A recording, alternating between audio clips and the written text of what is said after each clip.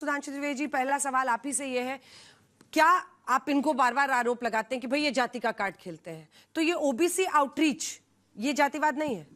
देखिए, ये जब से जात बिरादरी का मुद्दा आने लगा तब से लोग ओबीसी और एससी और ये बात करने लगे। मैं तो बताना चाहता हूं, भारतीय जनता पार्टी सभी वर्गों को, सभी को साथ में लेके जिस प्रकार से आगे बढ़ती, मैं सब प्रमाण बोलता हूं। कल्याण सिंह जी ओबीसी वर्ग के थे और भारतीय जनता पार्टी यूपी के अध्यक्ष 1984 में बने थे।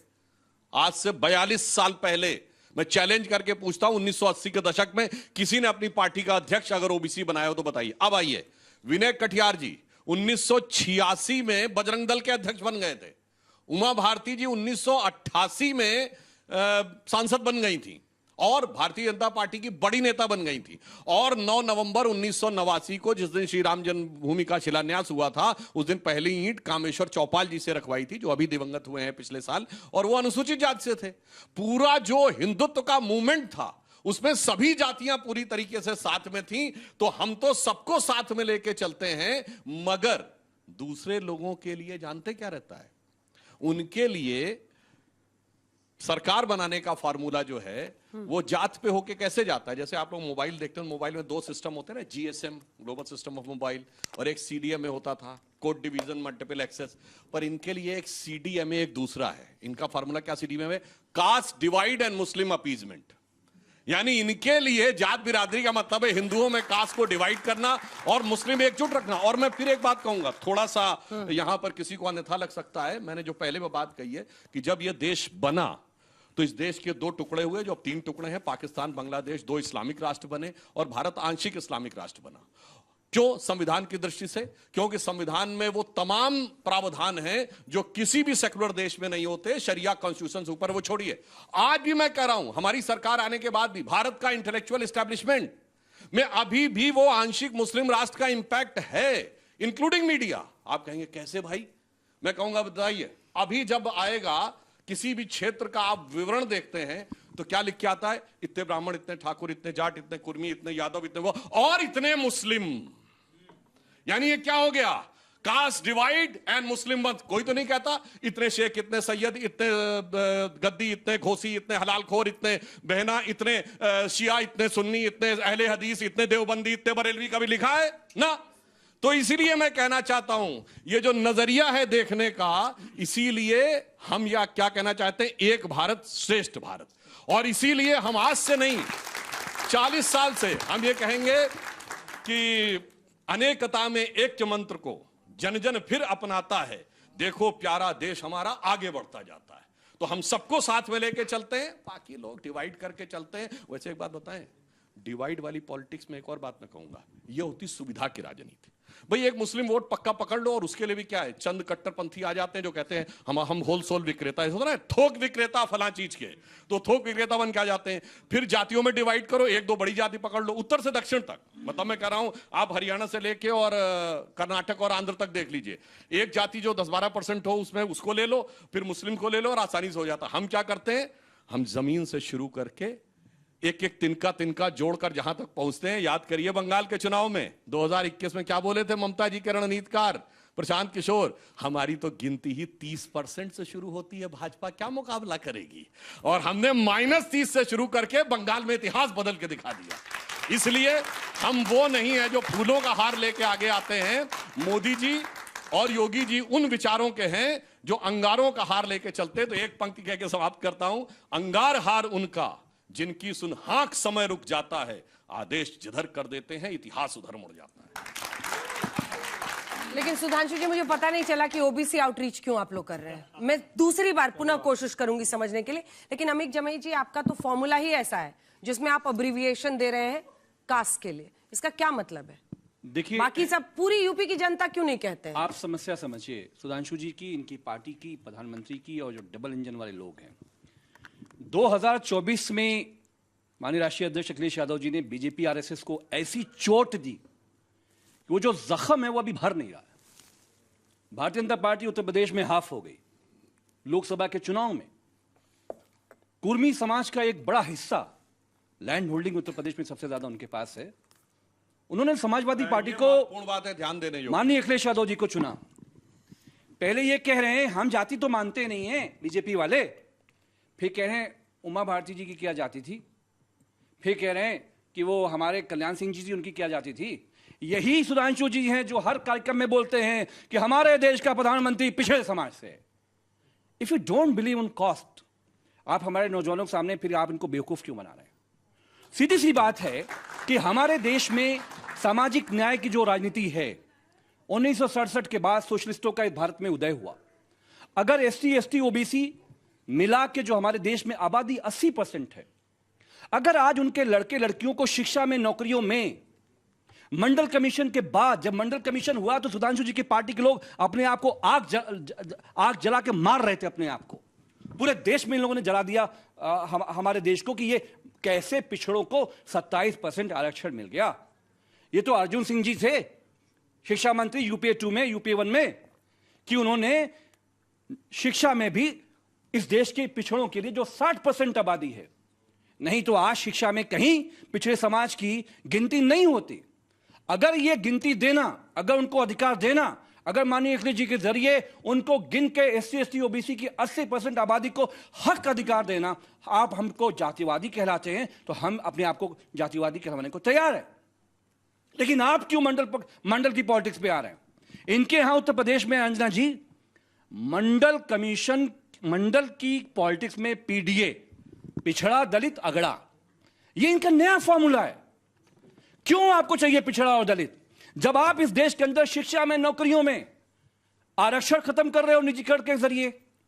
आप शिक्षा में, आप एक नीट, बच्चों के लिए भविष्य में एक नीट का एग्जाम नहीं कर सकते देश के अंदर। What is your vision?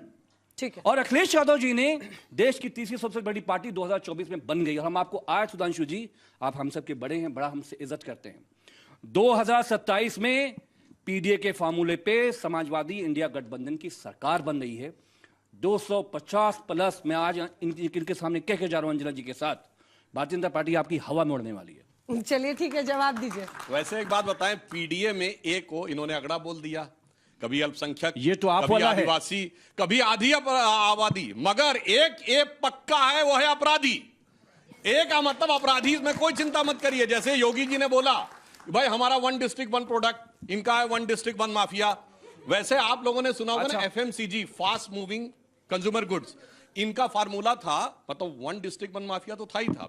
एचएमसीजी, एचएमसीजी क्या? हर मोहल्ला छोटा गुंडा, डिस्ट्रिक्ट में बड़ा माफिया और हर मोहल्ले में एक छोटा गुंडा, उस प्रकार की चीज रहती थी। और जहां तक इन्होंने बात की, देखिए भाई साहब, आपने कांग्रेस की तारीफ कर दी, मतलब मेरे तो बड़ा आश्चर्य है, ये कह रहे हैं अर्जुन सिंह संदेह क्या है? संदेह क्या है? संगत का असर संदेह क्या होता क्या है? है? मैंने जो गिनाया, मंडल का नामो निशान नहीं था उस जमाने में हमारे नेताओं ने। सुनिए, जब मंडल का नामो निशान नहीं था तब मैंने बताया हर वर्ग, हर जाति को साथ में लेकर चले, और हमारे जितने भी ओबीसी नेता हुए ना, सब हिंदुत्व के परचम पे दिखाई पड़े, वो हिंदुत्व के प्रतीक बने। चाहे उमा भारती जी हो, विनय कटियार जी हो, कल्याण सिंह जी हो या नरेंद्र मोदी जी हो, आपके सब जात लेके आते हैं। और अब मैं बताना चाहता हूं, अब सुनिए, अब मैं प्रमाण देता हूं, केवल हिंदी भाषी क्षेत्रों में देख लीजिए, हमने भिन्न भिन्न जातियों के लोगों को बनाया ओबीसी में।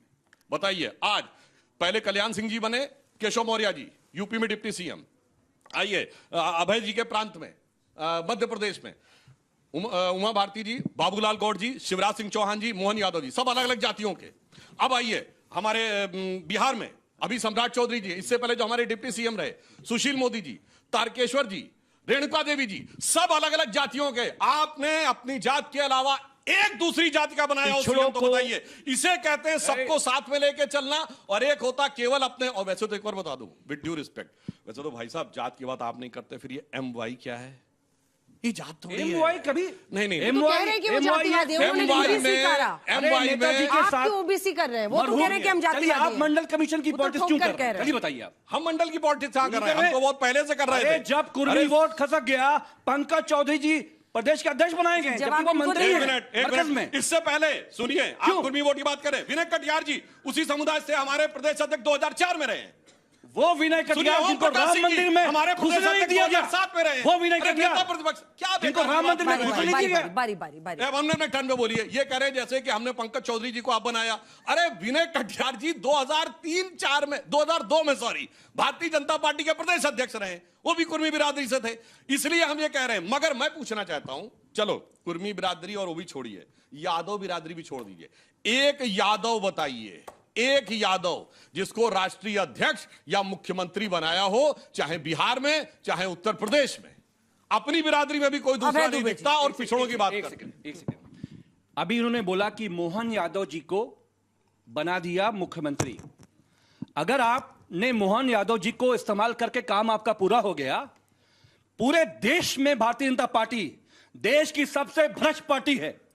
बेल बॉन्ड के जरिए जितने हजारों करोड़ रुपए इनकी जेब में गए हैं वो भ्रष्ट नहीं है, लेकिन मोहन यादव क्योंकि एक यादव कम्युनिटी से आते हैं, पिछड़े समाज से आते हैं, खबर प्लांट करवा के उसकी मुख्यमंत्री पद को ये छीनना चाहते हैं। अरे हटाना है, सीधे हटा दो। ये तो आप अभय जी इधर क्यों देख रहे हैं? अरे सीधे हटाओ, अभय जी सीधे हटाओ ना, सीधे हटाओ। अभय जी हाँ, पहले तो आप दोनों को रूबरू होना पड़ेगा, क्योंकि आप भी मोहन यादव जी का मुद्दा। हाँ। मोहन यादव जी के सीएम बनने से क्या प्रभाव पड़ा है उत्तर प्रदेश पे? नहीं, पिछड़ों के खिलाफ है, पड़ता है। और पिछड़ों के खिलाफ और है। वो आए थे पार्टी मध्य प्रदेश का पिछड़ा यादव समाज आपका चेहरा पहचान रहा है कि आप मोहन यादव के खिलाफ आज वो मोहन यादव जी के साथ खड़े हो। हो गए हैं। अभय जी पहले तो ये मोहन यादव जी को सपोर्ट कर रहे हैं, आप लोग आरोप लगा रहे हैं। तो उनके खिलाफ प्रेस कॉन्फ्रेंस करके आए और ये मोहन यादव जी को सपोर्ट करे। पहले आपस में निपटाइए हम सीधे इंडी गठबंधन वालों को। हम ये कह रहे हैं आप अपने मुख्यमंत्री के खिलाफ साजिश। अरे यादव है, हटा दो ना, इतना खेल काहे रच की भ्रष्टाचार है, चोर है, डकैत है वो। अब मैं सुनिए, मैं ये भी बताना चाहता हूं, अगर इनको यादव समाज के प्रति बहुत वो है तो मैं पूछना चाहता हूं, जब भारत ने T20 का वर्ल्ड कप जीता दुबई में, तो उस समय क्या बधाई दी? भाई साहब, जब भारत ने पाकिस्तान को हराया, किसी और को ना भारतीय टीम को बधाई ना देते, भारतीय टीम के कप्तान सूर्य कुमार यादव को ही बधाई दे देते। नहीं, सबको तो नहीं दिया। अब सुनिए, टीम को मत बांटिए, जब ऑपरेशन सिंदूर हुआ, टीम को मत बांटिए। अब सुनिए, जब ऑपरेशन सिंदूर हुआ और एयर वाइस चीफ, उस समय डायरेक्टर जनरल एयर ऑपरेशन थे, जिन्होंने वो लाइन बोल दी थी ना, विनय नमानत जलद जड़ कहे 3 दिन बीत, और बोले राम सकोप तब भय गुन होने प्रदीप। AK भारती साहब वो भी यादव थे, उन्हीं को बधाई दे देते। चलो और कोई बात मैं कहना चाहता हूं, बाबा रामदेव, ये पूछ रहा हूं, बाबा यादव रामदेव से बड़ा योग ऋषि यादव समाज में पिछले मतलब 100 साल में शायद ना हुआ होगा, मगर उसके खिलाफ रहते हैं।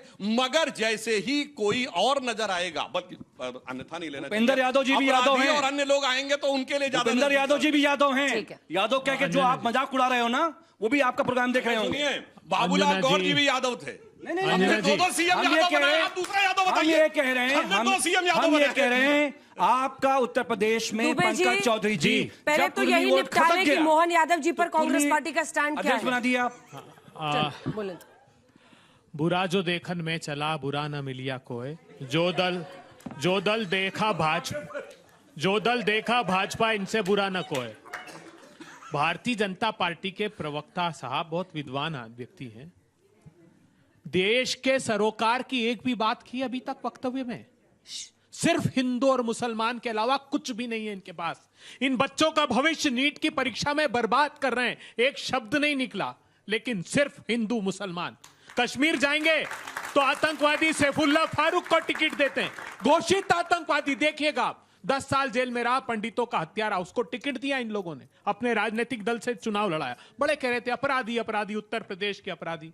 अरे अपने दामन की सियाही तो मिटा लो पहले। ब्रजेश सिंह 106 अपराध है, कहां है पूछिए इनसे। ब्रजेश सिंह कह रहे थे ना, एक जिला एक प्रोडक्ट एक अपराधी। धनंजय सिंह 46 अपराध है, कहां है पूछिए। रघुराज प्रताप सिंह, राजा भैया 31 अपराध। उदय भान सिंह 83 अपराध। अशोक चंदेल 37 अपराध। विनीत सिंह 34 अपराध। ब्रजभूषण शरण सिंह 84 अपराध। चुलबुल सिंह 53 अपराध। सोनू सिंह एक आध तो इसमें से स्वाभाविक डेथ भी हो गई। मोनू सिंह 48 अपराध। अजय सिंह सिपाही 81 अपराध। पिंटू सिंह, क्यों साहब सारे सिंह, एक जिला एक प्रोडक्ट, और वो सिंह होना चाहिए, यह विशेषण है इनका। लेकिन हाथरस से उन्नाव तक बलात्कारियों को सत्ता की सरपरस्ती देते हैं। दुर्भाग्यपूर्ण बात, ओबीसी की बात कर रहे थे। लेखपाल की परीक्षा हुई, ओबीसी वर्ग को कितना आरक्षण दिया? क्या कहा हाईकोर्ट ने? शिक्षक भर्ती घोटाला, 69,000 शिक्षकों की भर्ती, 27% ओबीसी का आरक्षण देना था, 3.6% दिया। क्या कहा हाईकोर्ट ने? कि आपने जो ओबीसी का कानून है 1994 का, उसका सेक्शन 3.6 का पालन नहीं किया, उनके साथ अन्याय कर दिया। कुशीनगर में उत्तर प्रदेश के मुख्यमंत्री जाते हैं दलित बस्ती में, बोले शैंपू से निलवा देना साहब, कैसा ना हो मुख्यमंत्री जी को कोई छू ले, तो लाल कारपेट बिछाते हैं और वहां जाते हैं। आपको जानकर आश्चर्य होगा, सबसे ज्यादा दलितों पर अपराध 26% देश के कुल अपराध उत्तर प्रदेश में होते हैं। इनके कानों पर जू नहीं देखती, सिर्फ हिंदू और मुसलमान, इसके अलावा कोई बात नहीं करते। आप एजुकेशन डेवलपमेंट इंडेक्स की रिपोर्ट देख लीजिए, सबसे बदतर शिक्षा, स्कूली शिक्षा का हाल है तो उत्तर प्रदेश में। मैं नहीं कह रहा हूं, मोदी जी की रिपोर्ट है। हेल्थ इंडेक्स देख लीजिए नीति आयोग का, सबसे वर्स्ट कंडीशन हेल्थ की है। अभी हाई कोर्ट ने कहा कि अगर बात हाथ से ना निकल जाए, कम से कम उत्तर प्रदेश के स्वास्थ्य की रक्षा कर लीजिए। इनके आपके सरोकारों का कोई मुद्दा नहीं है, सिर्फ हिंदू और मुसलमान के अलावा अभय जी, आप तो मध्य प्रदेश के हैं, भ्रष्टाचार से जुड़े इतने बड़े मामले पर आपने भी चुप्पी काट दी। हाँ, बिल्कुल ठीक,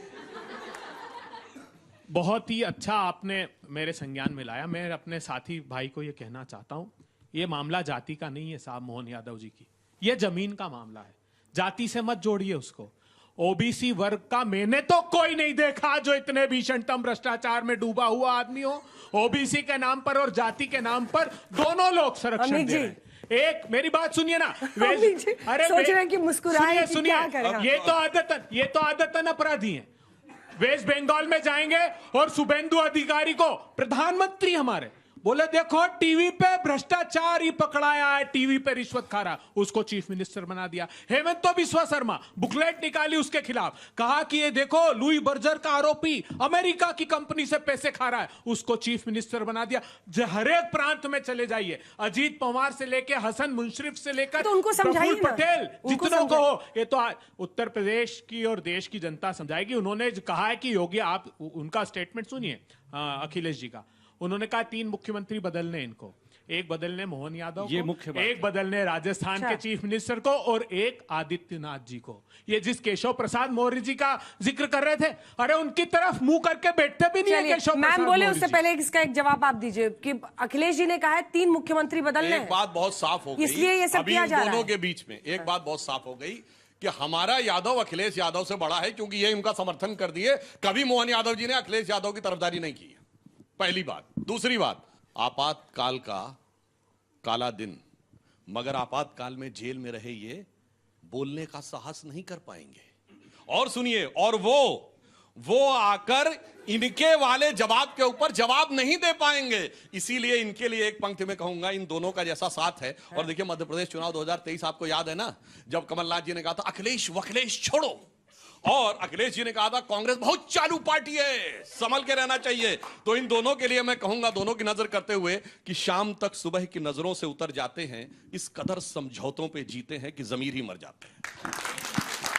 बोलिए मैम, जल्दी से बोलिए कि क्या पक्ष है आपका इस मुद्दे पर, क्योंकि उत्तर प्रदेश में कास्ट पॉलिटिक्स तो है और आपकी पार्टी भी उसको आगे ही बढ़ाती है। नहीं, ऐसा नहीं है अंजना जी। राष्ट्रीय लोकदल श्रद्धेय चौधरी चरण सिंह जी की विचारधारा पे आगे बढ़ रही है, जहां धर्म जाति सबको साथ लेके चलने की बात करती है। उनके एक ही विचार थे कि ग्रामीण विकास से होकर के हम देश को विकसित बना सकते हैं। तो ग्रामीण जहां बात ये मेल कैसे करते हैं फिर आप लोग? ये तो कह रहे हैं -30 से चलते हैं। -30 से आपको चलते तो मुस्लिम वोट भी चाहिए। मेहनत में -30 से चले, मेहनत में लोगों को चैलेंज किया, मेहनत में, क्योंकि हम कार्यकर्ता तक पहुंचते हैं, हम जाति धर्म देख के नहीं पहुंचते। आज राष्ट्रीय लोकदल के सिर्फ 80-20 क्या होता है मैम? नहीं, 80-20 की बात हम कहां कर रहे हैं? हम तो ये कर रहे हैं कि विकास देखो उत्तर प्रदेश में कैसे न्याय व्यवस्था हो गई है, उत्तर प्रदेश का कैसे विकास हुआ है, पश्चिमी उत्तर प्रदेश में किसानों के गन्ने भुगतान कितने हुए। उन कामों के ऊपर वोट मांगने जाएंगे और जनता उसको नकार नहीं सकती, क्योंकि वो सत्य है। अगर इस सरकार के आने के बाद लगभग 13 लाख करोड़ से भी अधिक की गन्ना किसानों के भुगतान हुए हैं, जो उससे पहले कभी नहीं हुआ था। किसानों की सिंचाई व्यवस्था के लिए जो काम किए गए, आज महिलाओं की अगर मैं बात करूं सुरक्षा की, सबसे ज्यादा उत्तर प्रदेश का उदाहरण हर जगह जाकर के आज युवा बच्चे बैठे हैं, सब बताते होंगे। नेता को मारा नहीं, बर्बरता से मारा।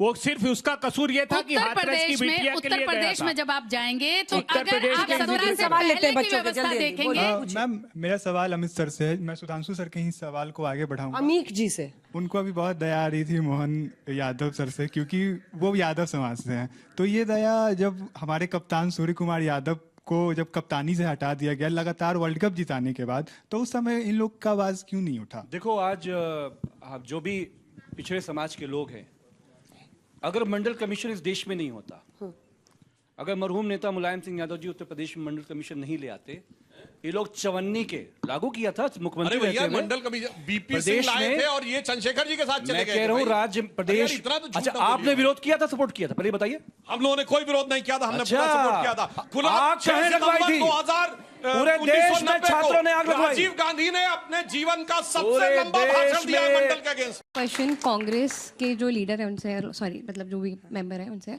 He is talking so much about कि एजुकेशन के वो बहुत ज़्यादा मेरे को लगता है साथ है। तो जब रिजर्वेशन आया था तो वो सिर्फ 10 साल के लिए आया था, इम्प्लीमेंट हुआ था। तो 10 साल के बाद इनकी पार्टी ने ही सिर्फ अपने फ़ायदे के लिए रिजर्वेशन को आगे बढ़ाया। तो उस टाइम इन्होंने जो छात्र थे उनके साथ गलत नहीं किया। और आज भी हम देखते हैं कि रिजर्वेशन इसलिए आया था ताकि स्टूडेंट्स की बेटरमेंट हो।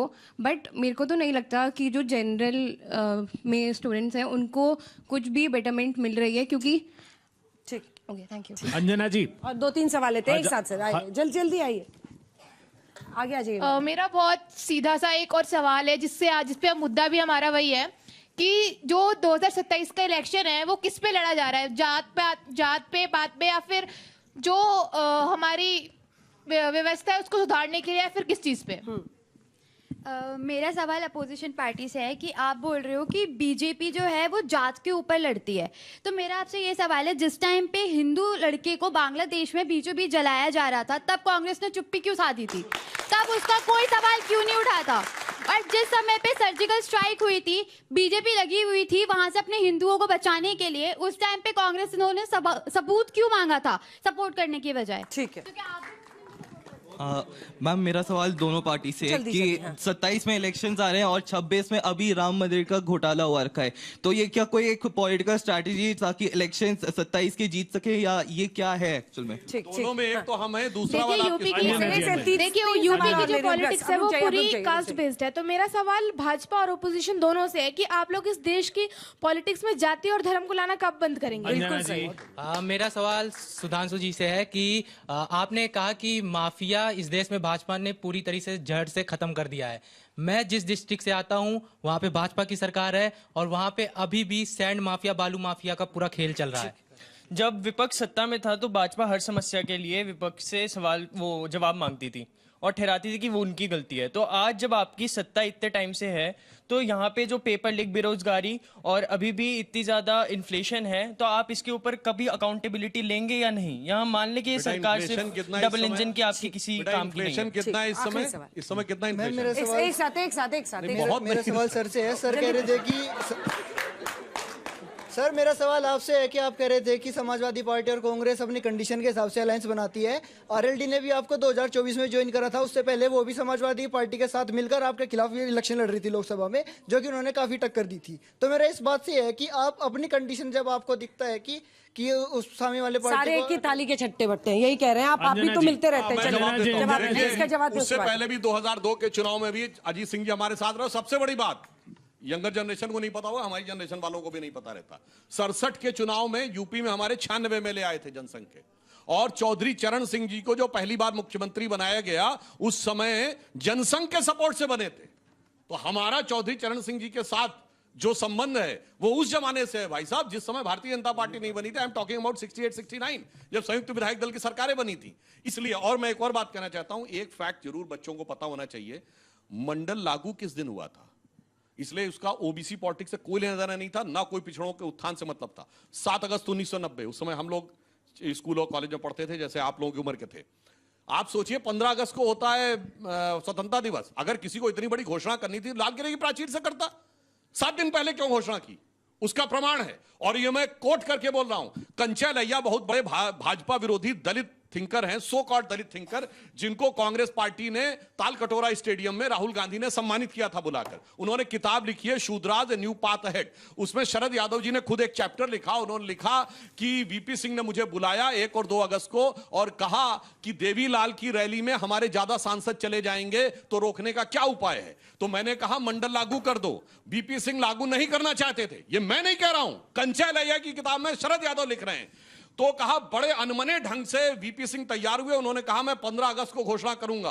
तब शरद यादव जी ने कहा मगर देवीलाल की रैली 10 अगस्त को है और अगर आपने उससे पहले घोषणा नहीं की तो अधिकांश सांसद देवीलाल की रैली में चले जाएंगे, शायद मैं भी चला जाऊं। तो उस जमाने में जाट समाज कहीं भी ओबीसी में नहीं आता था, तो जाट वर्सेस यादव कुर्मी का डिवीजन करने के लिए उन्होंने कहा एक ही तरीका है कि लागू करो बकौल शरद यादव। इसलिए 7 अगस्त को वीपी सिंह ने लागू किया। यह जनता दल की अंदरूनी राजनीति थी, इसका पिछड़ों के उत्थान से कोई लेना देना नहीं था। वो अगर था तो भारतीय जनता पार्टी का, मैंने बताया 84 में कल्याण सिंह जी को बनाया, 86 में विनय कटियार जी को बनाया, 88 में उमा भारती जी को बनाया, और उसके बाद से हमारे अनेकानेक रहे हैं। तो हम कंस्ट्रक्टिव वे में चल रहे थे इन लोगों का उससे, और उस समय मुलायम सिंह जी वीपी सिंह के साथ नहीं थे। Anybody can go and check. 1991 में यह समाजवादी जनता पार्टी बनाई, वीपी सिंह से अलग हुए, चंद्रशेखर जी के साथ थे। तो आज आकर इतना बड़ा झूठ नहीं बोलना चाहिए। अंजना जी, मंडल कमीशन का नोटिफिकेशन नरसिम्हा राव जी की कांग्रेस पार्टी की सरकार में हुआ। अब आप देखिए कितना इतिहास से प्रतिशोध लेते हैं। क्या झूठ बोल रहे हैं भाई? मैं कोर्ट से स्टे हुआ, कोर्ट का जजमेंट आने के बाद कोर्ट हुआ। के जजमेंट के बाद किसकी सरकार थी भाई? किसकी सरकार थी? प्लीज, ये तो हमने इंदिरा जी ने 2 बार कार्यकाल बढ़ाया। मैं इतिहास से प्रतिशोध नहीं लेना चाहता। आज की बात पे करें। बिटिया ने प्रश्न पूछा रिजर्वेशन का। हजारों वर्षों की दास्ता जाति के आधार पर उन्होंने, सही है बिटिया, हम लोगों को धैर्य रखना होगा। जब तक हम उनको साथ में कदम से कदम मिलाकर आगे नहीं कर लेते, तब तक ये रिजर्वेशन हमको जारी रखना चाहिए। समाज का अंतिम पंक्ति का आदमी पीछे नहीं छूटे, ये हमारा दृढ़ संकल्प है। आपने बांग्लादेश का प्रश्न पूछा। कितनी दुर्भाग्यपूर्ण बात है कि बर्बरता से हमारे हिंदू समाज के लोगों को बांग्लादेश में मारा जा रहा था और हमारे देश के प्रधानमंत्री के मुंह से एक बोल नहीं निकला। हमारे गृह मंत्री के बेटे ने बांग्लादेश की क्रिकेट टीम को बुलाकर यहां पर क्रिकेट मैच कराया। जानते हैं आप, जब पाकिस्तान बर्बरता कर रहा था तो पाकिस्तान की हॉकी की टीम को निमंत्रित किया इन लोगों ने। और आप सवाल हमसे पूछते हैं। आप सवाल पूछिए उनसे जो सत्ताधारी दल के लोग। आपको सवाल क्या पूछना चाहिए? इतिहास से प्रतिशोध लेना बंद कीजिए। पूछिए कि यूपी के कांस्टेबल भर्ती परीक्षा का पेपर लीक हुआ, लाखों बच्चों का भविष्य इन्होंने बर्बाद किया। और जानते हैं किसने किया था? वो आरोप था एक एजुसेट कंपनी के नाम पर, जो कि गुजरात का था, नितिन वर्मा। क्या हुआ पता है? उत्तर प्रदेश की पुलिस ने उसको जैसे ही नोटिस दिया वो अमेरिका भाग गया। उसको नोटिस पे नोटिस देते रहे, वो आ गया और क्लीन चिट दी। कौन था जानते हैं? वो जिसने बिहार की प्रवेश परीक्षा का स्कैम किया। 2020 में बिहार से छूटा और उसको काम सौंप दिया उत्तर प्रदेश का। जैसे अभी ओएसएम का स्कैम हुआ है, वैसा का वैसा स्कैम है। यूपी पीएससी एआरओ प्रवेश भर्ती परीक्षा, यूपी टीईटी 2021 पेपर लीक, परीक्षा रद्द, UP assistant professor recruitment exam paper leak, लेखपाल भर्ती परीक्षा, सॉल्वर गैंग पकड़ाई, यूपी एसएससी की विभिन्न भर्तियां, विकास ग्राम अधिकारी, कनिष्ठ सहायक अधिकारी paper leak, PET preliminary English test, solver gang पकड़ाई। एक के बाद एक भर्ती और प्रवेश परीक्षा के 80 स्कैम हुए। कब सवाल पूछेंगे हम इन लोगों से? कब अकाउंटेबिलिटी फिक्स करेंगे? कहां है धर्मेंद्र प्रधान? कोई जिम्मेदारी लेने वाला नहीं है। सिर्फ हिंदू और मुसलमान कर करके ये नफरत का बीज बो रहे हैं। इसके अलावा इनके पास कुछ भी नहीं है। एक उपलब्धि गिनाने के लिए नहीं है। 8,000 करोड़ रुपए का इलेक्टोरल बॉन्ड किया। 500 आलीशान बिल्डिंगें इनके ऑफिस की बन रही है। 10,000 करोड़ रुपए इनके खाते में। तुम्हारे खातों में कितने? तुम्हारे परिवार के खातों में कितने पैसे? इस बात की इनको चिंता नहीं है। ये राग अलापते हिंदू मुसलमान का। जाकर तलाश कीजिए। एक नाम बताया मैंने, तालिब हुसैन, तारिक अहमद मीर, पाकिस्तान पर आतंकवादी। जानते हैं क्या किया? एक को चुनाव का टिकट विधानसभा का दिया, एक गृह मंत्री का मंच साझा करता है। यहां ज्ञान बांटते, सिर्फ यहां समाज में ये वैमनस्य पैदा कर रहे हैं। इनकी अकाउंटेबिलिटी फिक्स कीजिए, सही मुद्दों पर बात कीजिए। ठीक है, चलिए अमित जमाई जी, हमारे मुख्यमंत्रियों में बच्ची का सवाल जो था वो दोनों से मैं पूछूंगी कि जाति और धर्म की पॉलिटिक्स इस देश में कब खत्म होगी? जो बच्चों कब सड़क, बिजली, पानी, पेपर लीक, शिक्षा, पढ़ाई, ऐसे मुद्दों पर विपक्ष भी उतरेगा और सरकार भी काम? बहुत से बच्चों ने अपोजिशन से सवाल पूछे, तो मैं आपको 2 बातें याद दिलाना चाहता हूँ। लखनऊ में अग्निकांड हुआ है, अभी भी घरों घरों में मातम चल रहे हैं, और मुख्यमंत्री जी एक छोटी सी बच्ची से बात कर रहे हैं। वो अपना दुख बोल रही है, बेहद दुर्भाग्य कि मैं भाजपा से हूं, मुख्यमंत्री जी हम आपको वोट देते हैं। वो कुछ कह रही है, कहे भाषण बंद कर, भाषण न दे। ये बहुत दुर्भाग्य। और कुशीनगर में, जरूर कुशीनगर में जब रेलवे कांड हुआ, उसमें लोग मारे गए। मुख्यमंत्री जी के जाहिर सी बात है कि जिनके परिजन मारे गए, घरों में मातम है, तो गुस्सा तो आता है कि मुख्यमंत्री कौन है? मुख्यमंत्री अखिलेश जी तो थे नहीं। कुशीनगर के मामले में मुख्यमंत्री कह रहे, नौटंकी बंद कर, नौटंकी बंद कर। ये होते हैं मुख्यमंत्री भारतीय जनता पार्टी के। जब अखिलेश यादव जी मुख्यमंत्री बने तो उन्होंने बच्चों की पढ़ाई का इंतजाम किया। 2012 में आप सोच नहीं सकते थे कि गांव-गांव में उत्तर प्रदेश के उन्होंने बच्चियों के हाथ में लैपटॉप पहुंचाया। उन्होंने 11-12 की बच्चियां, क्योंकि वो ड्रॉप आउट्स हो रही थी, गरीब 80% तबका गरीब है उत्तर प्रदेश का, उनके लिए 11-12 में स्कॉलरशिप का इंतजाम किया। विश्वविद्यालय बनाए, गौतम बुद्ध यूनिवर्सिटी बनी, इंटीग्रल यूनिवर्सिटी बनी, शिक्षा का जो कदम उठाया, देश का सबसे बड़ा हाईवे लखनऊ से लेकर जो आगरा का बना, ये उनके समय पे बना। कैंसर हॉस्पिटल लखनऊ में बना। ऐसी 50 चीजें हैं जो मैं आपको बता सकता हूं जो हमारी आपकी जिंदगी से जुड़ी हुई हैं। लेकिन ये मुख्यमंत्री क्या बोलते हैं? अभी आप बोलते हो ना, हमसे पूछे हो ना, इनसे पूछो, भाषण बंद कर, भाषण बंद कर। ये है मुख्यमंत्री योगी आदित्यनाथ जी। इसलिए पूरा उत्तर प्रदेश इस मुख्यमंत्री से परेशान है और 2027 में बच्चों के लिए, छात्रों के लिए, युवाओं के लिए एक नई समाजवादी इंडिया अलायंस की गठबंधन की सरकार बनेगी। जो अधूरा काम छूटा हुआ था, कोई आपको धमका नहीं पाएगा बच्चों को कि जो है कि तू भाषण क्यों दे रही है। अभी फैक्ट चेक और चेक कीजिएगा। चलिए, एक मिनट, आखिरी बात, एक तथ्य सिर्फ आप सब चेक कीजिएगा। उत्तर प्रदेश पूरे देश में एकमात्र प्रांत है 8,37,00,000 लोगों ने पिछले 10 साल में पलायन किया है और एफिडेविट दिया है कि हमारी परिवार की आमदनी 10,000 रुपए से कम, मतलब 67 रुपीज पर डे पर जिंदा है। अभी एक बच्चे ने पूछा था कि राष्ट्रीय लोकदल गठबंधन में आई, तो गठबंधन में आने के बाद क्या राष्ट्रीय लोकदल ने अपने सिद्धांत छोड़ दिए? वो पहले भी किसानों की बात करती थी, युवाओं की बात करती थी, ग्रामीण विकास की बात करती थी। अगर आज आप पश्चिमी यूपी से कोई है तो देखिएगा वहां तक मेट्रो जाने से कितना पश्चिमी उत्तर में विकास हुआ है। दूसरी बात, वहां ग्रामीण विकास के लिए सिंचाई के साधन कितने गए हैं? आज किसानों, मैडम उसका सवाल ये था कि आपके लिए इनमें और इनमें कोई फर्क नहीं है। नहीं, क्यों नहीं है फर्क? सिद्धांतों का फर्क है। दोनों को स्वीकार करते हैं। दोनों को स्वीकार नहीं। जहां देश के विकास की बात आती है, जहां जनता के विकास की बात आती है, वहां स्वार्थ नहीं होता। राष्ट्रीय लोकदल स्वार्थ के लिए गठबंधन में नहीं आई। जब माननीय प्रधानमंत्री जी के नेतृत्व में देश इतनी गति से विकास कर रहा है, उत्तर प्रदेश उतनी गति से विकास कर रहा है, तो उस गठबंधन के बाद हमने वही मुद्दे उठाए और आज उन मुद्दों के ऊपर, किसानों के मुद्दों के ऊपर गठबंधन में आज सुनवाई होती है, सरकार उस पर काम करती है। तो हम कैसे कह सकते हैं कि एक बराबर है? आप बार-बार आरोप लगाते हैं, ये देखिए दोनों मिल गए, तो वो भी तो उधर ही थे पहले, अब आए तो आप उनको गले लगा लिए। तो सवाल यही है कि आप भी उसी तरह की। अंजना जी, हम कम से कम जहां हैं वहीं तो है। ऐसा तो नहीं कि उत्तर प्रदेश में 7 और हरियाणा में अलग हो गए, और ऐसा तो नहीं पश्चिमी बंगाल में 7 और वहां अलग हो गए। ऐसा तो कम से कम नहीं करते। जहां 7 है तो 7 है, वो भी जनता के विकास के लिए, अपने नहीं। शासन में है, कब तक इनको तो जनता ने बाहर कर दिया ना, अब कब तक इनकी बात कीजिएगा?